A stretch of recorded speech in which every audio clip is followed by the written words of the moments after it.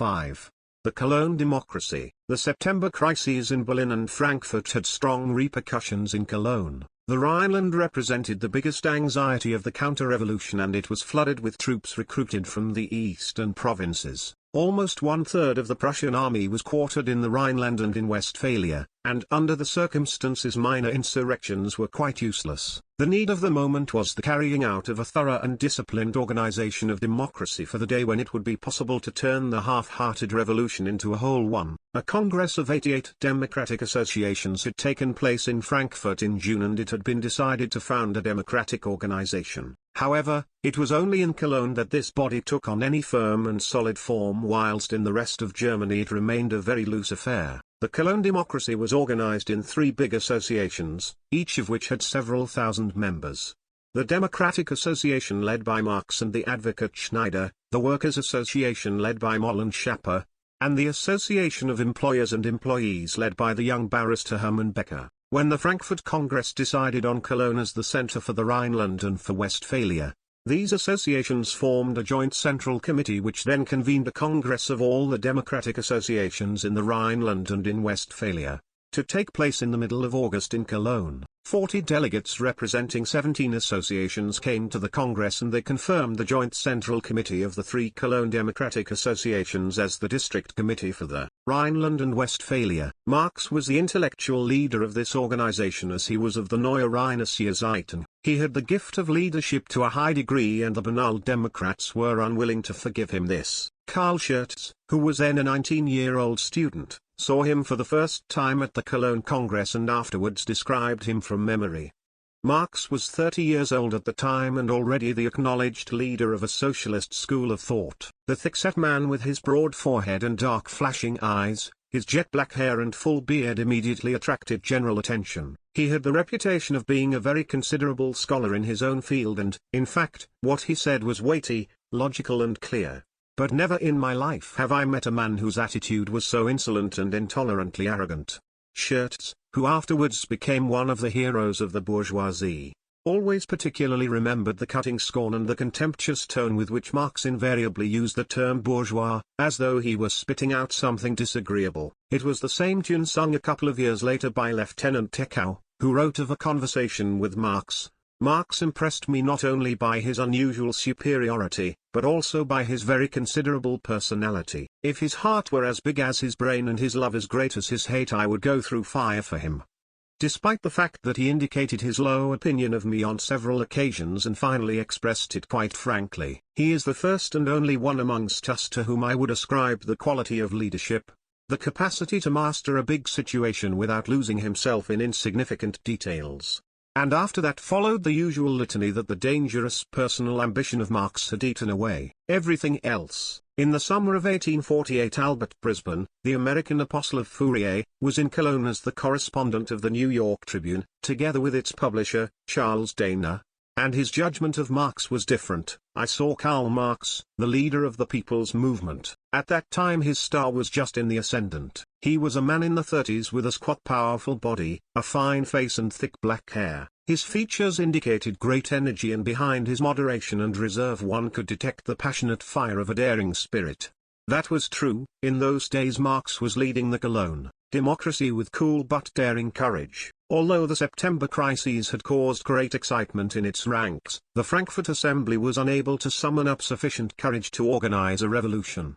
Whilst on the other hand the Fool Ministry was not ready to organize a counter-revolution, a local insurrection would have had no chance of success whatever, and therefore the authorities were anxious to provoke one in order to drown it in blood with these. Legal proceedings were begun and police measures taken against the members of the Democratic District Committee and the editors of the Neue Rheinische Zeiten. The pretexts put forward were so flimsy that they were soon abandoned even by the authorities. Marx raised a warning voice against the treacherous cunning of the authorities. At the moment no great question was exercising the people as a whole and urging them into a struggle, and thus any attempt at a putsch must fail. An insurrection at the moment would be worse than useless because great events might take place in the near future, and it behooved the Democrats not to let themselves be disarmed before the day of battle arrived.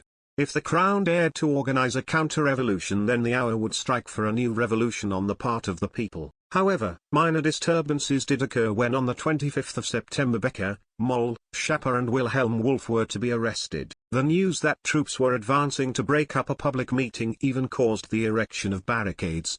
But in fact the military made no move, and only after complete calm had descended again did the military commandant summon up sufficient courage to proclaim martial law in Cologne. Under martial law the Neue Rheinische Zeitung was suppressed, and on the 27th of September it ceased to appear. This was probably the only aim of the senseless military coup, and a few days afterwards the Fool ministry raised the state of siege. The Neue Rheinische Zeitung was in fact very heavily hit, and it was the 12th of October before it appeared again. The editorial board was broken up owing to the fact that most of its members were compelled to go over the frontier to avoid arrest.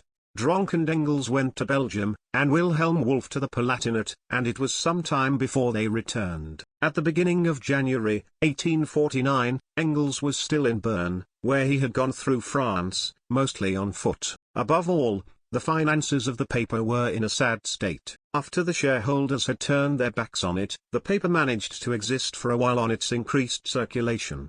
But after the latest blow it was saved from final disappearance only by the fact that Marx took it over as his personal property, that is to say, by the fact that he sacrificed what little he had inherited from his father, or what little he could obtain in advance on his future inheritance. Marx himself never said a word about the affair, but from the letters of his wife and the utterances of his friends it would appear that he sacrificed about 7,000 thaler to further the agitation and keep the paper alive. Though naturally the exact sum is unimportant, the main thing being that he sacrificed all he had in order to keep the flag flying. Marx's position was very insecure in another respect also. After the outbreak of the revolution, the Federal Council had decided on the 30th of March that the German fugitives should be given both the active and passive franchise in the elections for the German National Assembly, provided they returned to Germany and gave notice of their desire to renew their former civil rights. This decision was expressly recognized by the Prussian government, and Marx, who fulfilled all the conditions guaranteeing him national civil rights,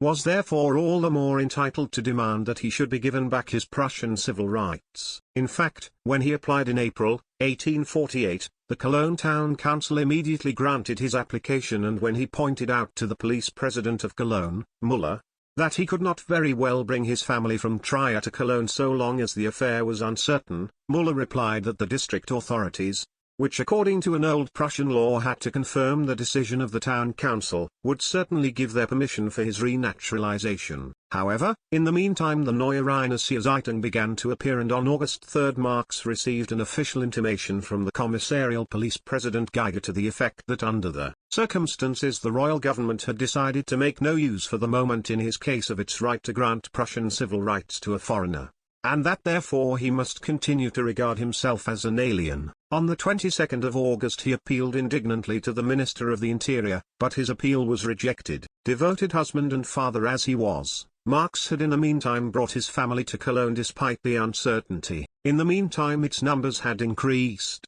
The first daughter, who was called Jenny after her mother and was born in May, 1844, was followed by a second daughter Laura, who was born in September, 1845. Presumably not long afterwards, a son, Edgar, was born. Edgar is the only one of Marx's children whose exact birth date is not known. Since its Paris days the family had been accompanied by Helene de Muth, a loyal and devoted servant and friend. Marx was not one of those men who greet every new acquaintance as a friend and a brother immediately, but his loyalty to his friends was beyond reproach and his friendship firm. At the same Congress at which his intolerable arrogance is alleged to have repulsed men who would gladly have approached him, he won lifelong friends in the lawyer Schilly of Trier and the teacher Imant of Krefeld, and although the stern singleness of purpose which guided him throughout his life made him appear forbidding to semi-revolutionaries like Schertz and Techow, at the same time it irresistibly drew real revolutionaries like Freiligrath and Lassalle into his intellectual and personal orbit.